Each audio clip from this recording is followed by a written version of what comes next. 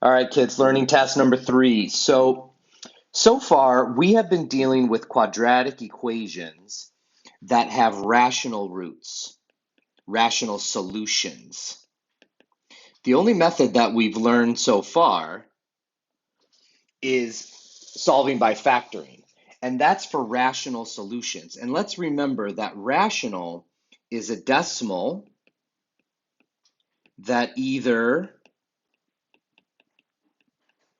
repeats or terminates. So an example of this would be like the number 4. That's rational. Another example of this would be like 3.2. That's rational. Negative 4.5. That's rational. But a lot of times with quadratic equations, you end up with something that's irrational.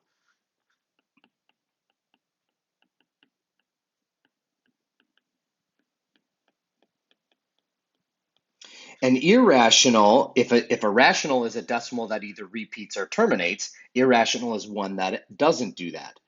So a decimal that doesn't repeat or terminate. Okay, so you know ones like that. That would be something like the pi symbol. That's irrational. Well, we also have something like the square root of 2. If you put the square root of 2 in your calculator, you're going to see that that's a non-terminating, non-repeating decimal. That's irrational. Okay, so a lot of times quadratic equations have these types of solutions, these not pi, but like radical 2. That's very common with quadratic equations. So we need a method for dealing with those types. So the quadratic formula, actually the next two methods that I'm going to teach you. So quadratic formula today, and then completing the square is the next learning task. These are particularly good if the solutions are irrational. Now, these methods that I'm about to teach you, they will work for rational solutions as well. It's just if we have rational solutions, the method of factoring is a little bit easier. This is a little bit more work, but every year I have students that choose to use the quadratic formula because it applies to all quadratic equations. And so they're like, hey, you know what? I don't have to think about it. I can just use this method every single time and it will give me my solutions. And that's true. So let's talk about, first of all, what the quadratic formula is. It's this monster formula, but don't worry, you don't have to memorize it, especially in home learning. You can write it down and use it while you're working, but even on the Regents exam, it's actually given to you. So the quadratic formula is x equals, because we're looking for the values of x equals negative b plus or minus the square root of b squared minus 4ac all over 2a. And let's recall where these a, b's, and c's coming from. They're coming from the standard form of a quadratic. Okay, now I know one thing is like, what is this plus or minus? That's because when you take the square root of something, there's a positive root and a negative root. If you take the square root of 25, the square root of 25 is both positive 5 and negative 5. So this is just a lazy way of writing.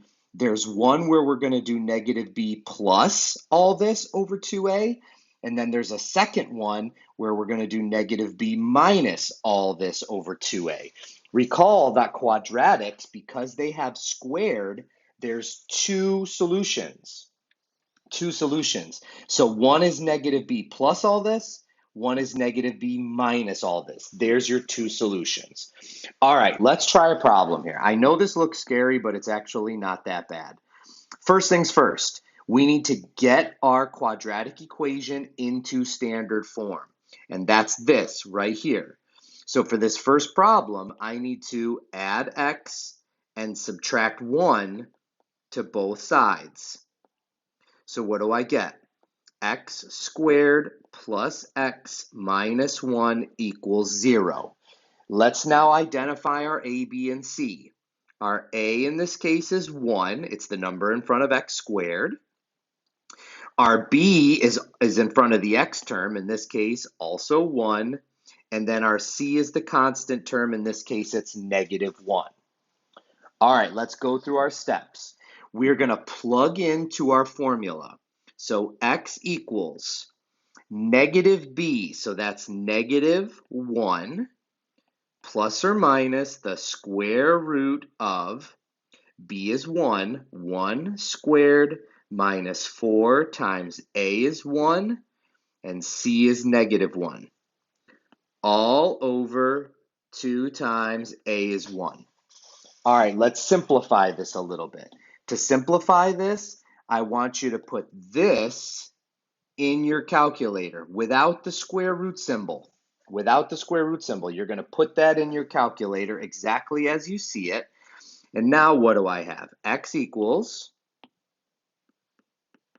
negative times 1 is just -1, so we can simplify that, plus or minus. If you put that in your calculator correctly, you should have gotten 5 over 2. Okay, now the question can ask you for two different forms.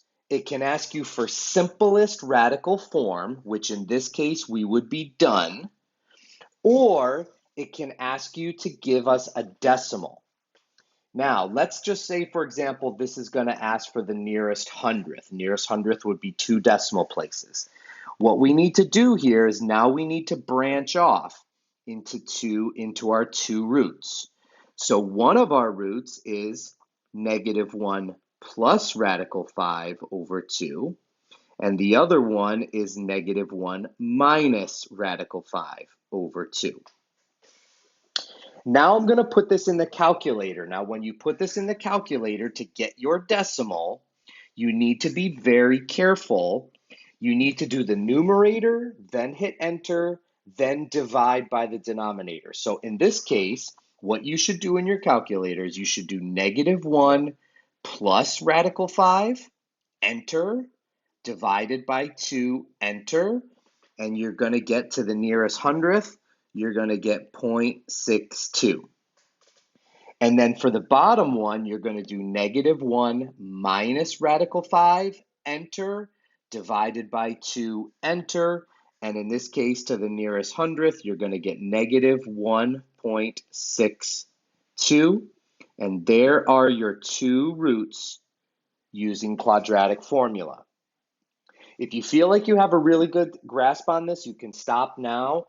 I'm going to continue the video. I'm going to try the second problem here. So if you want to watch another one, you can watch another one. All right, here we go. First, I'm going to get this in standard form. I'm going to get that in standard form by adding 18x.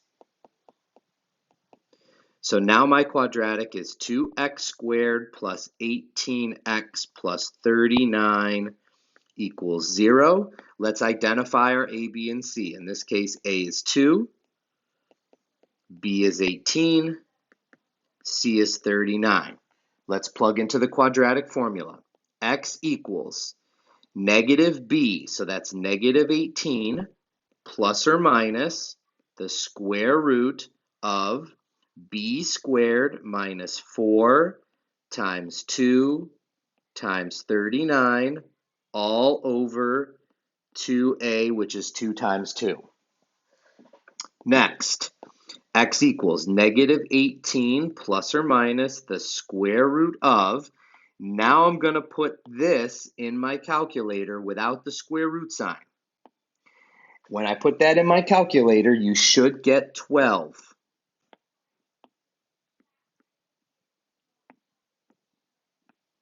Okay? All over 2 times 2, which is 4.